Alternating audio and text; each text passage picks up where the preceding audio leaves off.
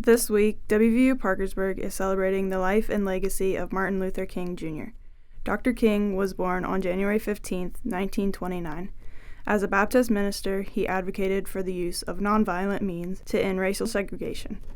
On August 29, 1963, at the March on Washington, Dr. King delivered his I Have a Dream speech, and we would like to share some of the excerpts from that speech.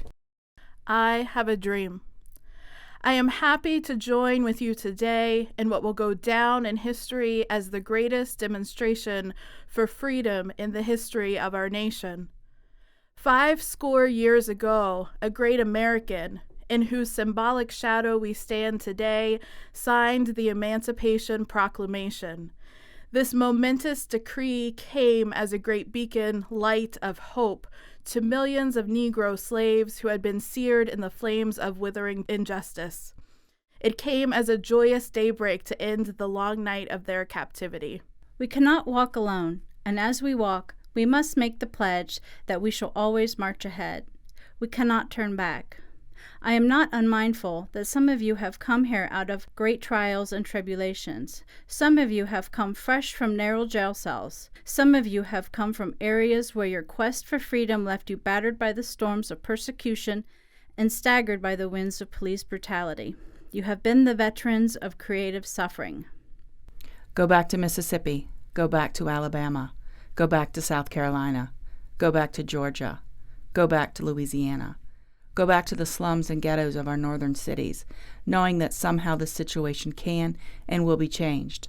Let us not wallow in the valley of despair. I say to you today, my friends, so even though we face the difficulties of today and tomorrow, I still have a dream.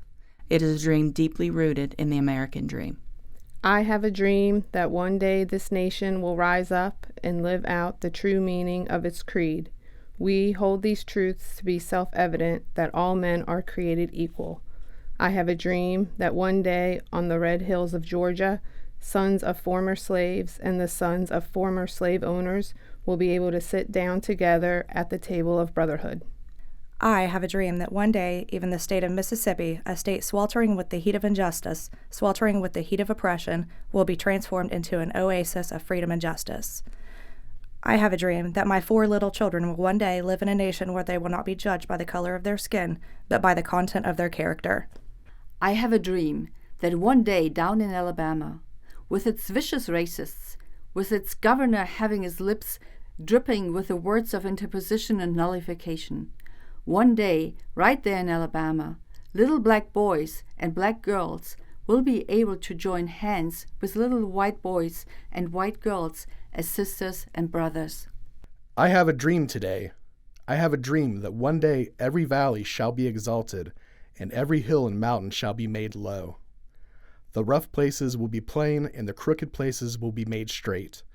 And the glory of the Lord shall be revealed, and all flesh shall see it together. This is our hope. This is the faith that I go back to South with the faith that we will be able to hew out of a mountain of despair a stone of hope. With this faith, we will be able to transform the jangling discords of our nation into a beautiful symphony of brotherhood. With this faith, we will be able to work together, to pray together, to struggle together, to go to jail together, to stand up for freedom together, knowing that we will be free one day. And this will be the day. This will be the day when all God's children will be able to sing with new meaning. My country, 'tis of thee, sweet land of liberty, of thee I sing. Land where my father died, land of the pilgrim's pride, from every mountainside, let freedom ring. And if America is to be a great nation, this must come true. So let freedom ring from prodigious hilltops of New Hampshire. Let freedom ring from the mighty mountains of New York.